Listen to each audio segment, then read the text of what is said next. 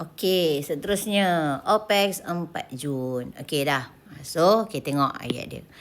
Jejari sebuah sfera menyusut. Jejari menyusut daripada 8. Menyusut daripada 8. So, dia ada perubahan kan?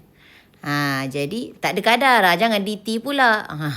Dia menyusut. Maknanya, delta J sama dengan 8 kepada. Jadi, 7.97 mesti tolak 8. Yang baru tolak yang lama lah. Jadi, 7.97 tolak dengan 8 adalah negatif 0.03. So, dapat 1. Hitung perubahan hampir bagi isi padu. Jadi, delta apa? I. Betul. Okey, jadi nak cari delta I, dia mesti dengan perubahan jejarinya. So, mesti sama dengan DI ikut je. Macam tu. Kalau delta J per delta I, DJ per DI. Macam tu. Okay. So, nak cari delta I, apa jadi? DI per DJ darab delta J. Okay, delta J dah ada. Kena cari DI per DJ. So, DI per DJ ni apa? Membezakan isi padu terhadap jejari. Jadi, nak cari isi padu apa? Isi padu apa tu? Sfera. Jadi, rumus isi padu sfera V sama dengan 4/3 pi J kuasa 3. Tak hafal? Masalah lah. Okay. Jadi di sini dV per dJ. So 3 bawa ke depan. Pi J kuasa berapa? 2. Dah pandai lah tu. Bagus. So 4 pi J kuasa 2. Okay. Okay. So ini per 1 dV per dJ. Oh, saya tak di I I lah. Tukar. Boleh saya guna bahasa Melayu I. V tu volume bahasa Inggeris. Mana-mana lah. Jadi ni DI per DJ. Okey masuk. Pi J kuasa 2. Darab dengan delta J negatif 0.03. Cikgu ada jejari lah. Iyalah. Apa jejari asal? 8. Dia mesti ambil jejari asal. Faham jangan ambil jejari baru. Ambil jejari asal. Jadi 4 pi.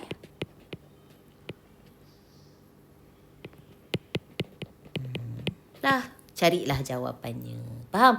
Okey, pi tak payah ganti pun tak apa. Boleh. Walaupun dia tak cakap dalam sebutan pi. Boleh je. Okey? Nak ganti pun boleh.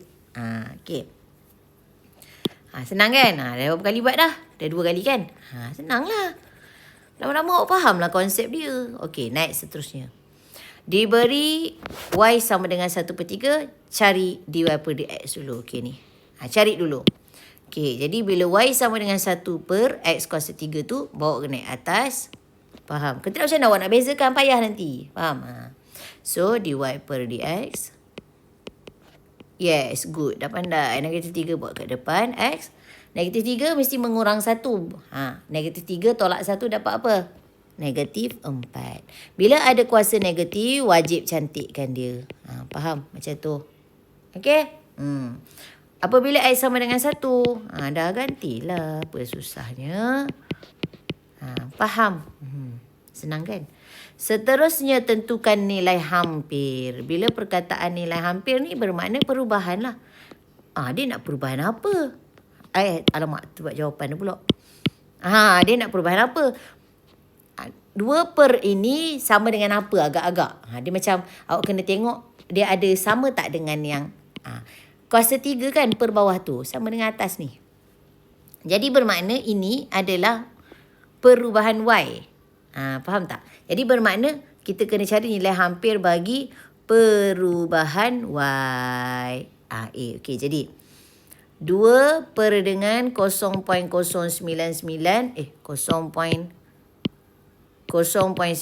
kuasa 3. Jangan awak main kalkulator je, tak boleh. Dia kena ada pengiraan je. So, bila kita nak mencari delta Y, dia mesti per delta X sama dengan pandai dah. Okey. Nak cari delta Y, dy per dx, kita dah cari tadi berapa?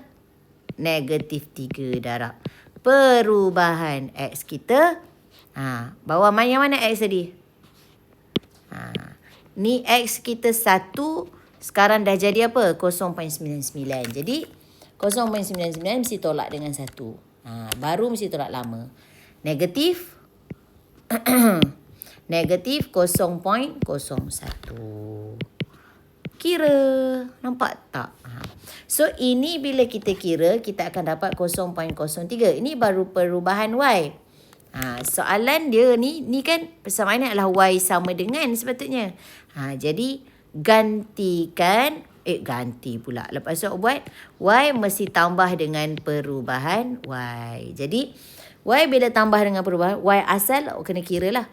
Y asal mana ni? Jadi, Y sama dengan 1 per X asal 1 kuasa 3. So, Y adalah 1. Jadi, 1 tambah perubahan Y yang kita dapat. So, 1.03. Macam itulah. Faham? Kalau tak percaya, cuba bahikan yang 2 per tu. 0.99 kuasa 3. Dapat berapa? 2 per. Atas dia 2. Aduh, kejap 2 bahagi 0.99 kuasa 3. 2 point. Okey, kejap. Yang atas ni mana tadi hilang dah. Yang atas ni 1, yang ni 2. Tak sama pula. Jadi kita kena buat apa? Darab 1 ni dulu. 1.03 ni darab dengan 2. Yes, baru dapat 2.06. Kenapa? Sebab yang ni kan, ni 2. Yang ni 1 per X kuasa 3. Yang lama. Yang baru 2 per. Ni kuasa 3. Maknanya ni X, ni X. Tapi yang ni jadi 1 nak pergi 2. So, dia darab berapa? 2. Jadi ni semua darab 2. So, baru betul. Tapi kalau dia kekal 1 tadi, kita guna 1.03. Faham Okay. So, kita cuba lagi yang ke B tu. Cuba tengok. Okay. Guna benda yang sama tadi. Okay. Cuba. Okay. Sekarang dia kata nak cari perubahan Y. Jadi, dy per dx darab dengan delta X. Sebab dia delta Y mesti per dengan delta X. Bawa ke sana. Okey, dy per dx kita dapat apa tadi? Negatif 3. Okey, darab dengan delta X kita. Okey, tengok. 1.02. Jadi, 1.02 tolak 1. So, dapat 0.02. So, kita kira dapat negatif 0.06. Okey, lepas tu. Mesti Y campur dengan delta Y. Sebab dia nak ni nilai bagi ni. 2 per 1.003 ni dapat berapa? Faham? Jadi mesti kena menambah balik dengan Y. Perubahan Y mesti tambah dengan Y. Okey, jadi Y kita asal tadi berapa? 1. Y asal tambah dengan negatif 0.06. So, 1 tolak. Betul tak? Dapat 0.94 darab dengan berapa? 2. Betul. So, dapat 1.88.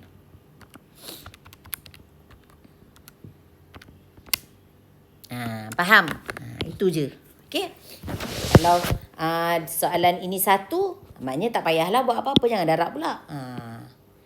Bila soalan 2, kena darab dengan 2 lah. Sebab soalan asal dia 1. Ingat. Ini 1. Yang ini. Tapi kalau soalan asal dia sama kan? Sama tak ada apa-apa lah. Terus je. Okay? So, simple je. Itu adalah OPEX 4 Jun.